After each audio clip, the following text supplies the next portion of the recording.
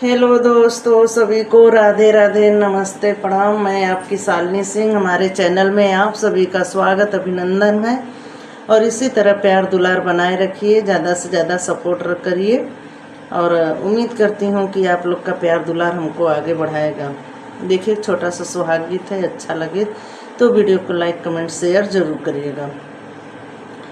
कवने मालिया से निकल मालिनिया हो, हाथवा मौराली है ठाड़ जी, हाथवा मौराली है ठाड़ जी, अपने मालिया से निकले मालिनिया हो, हाथवा सगुन मौरा लिए ठाड़ हो, अपने मालिया से निकले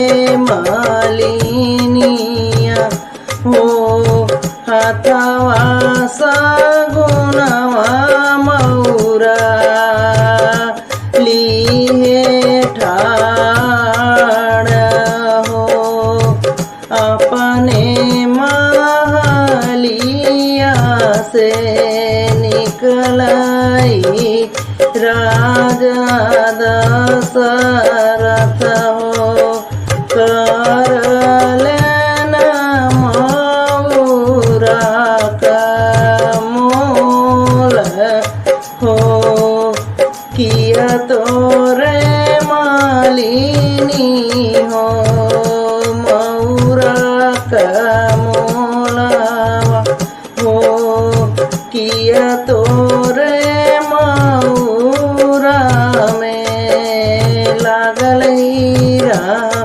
मोती हो, कयलाख मौरा का मोल रे मालिनिया हो, दिहलू तो मौरा में हीरा मोती जड़वाई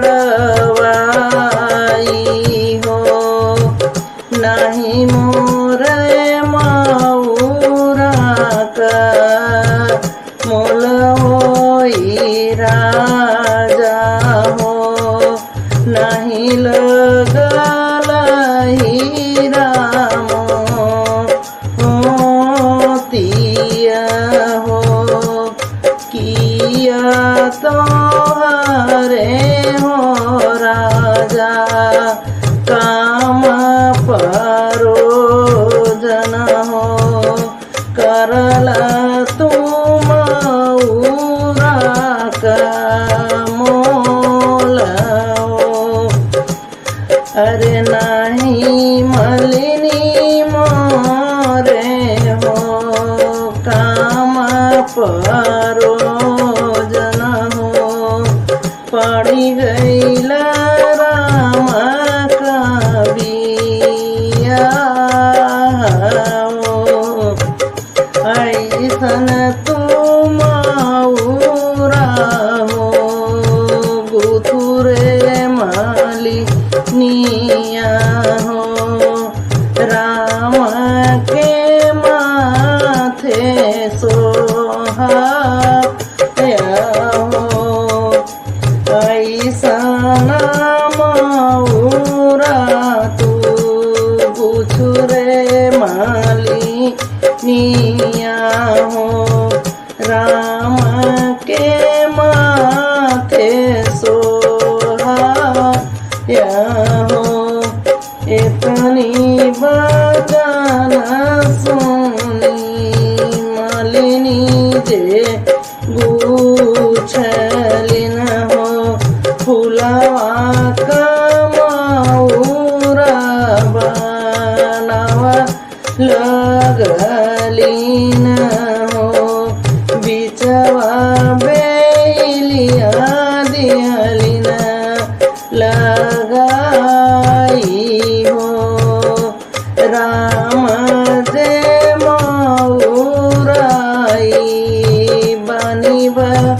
पीठ चौके हो लोगवा देखता चकित होई जाया हो।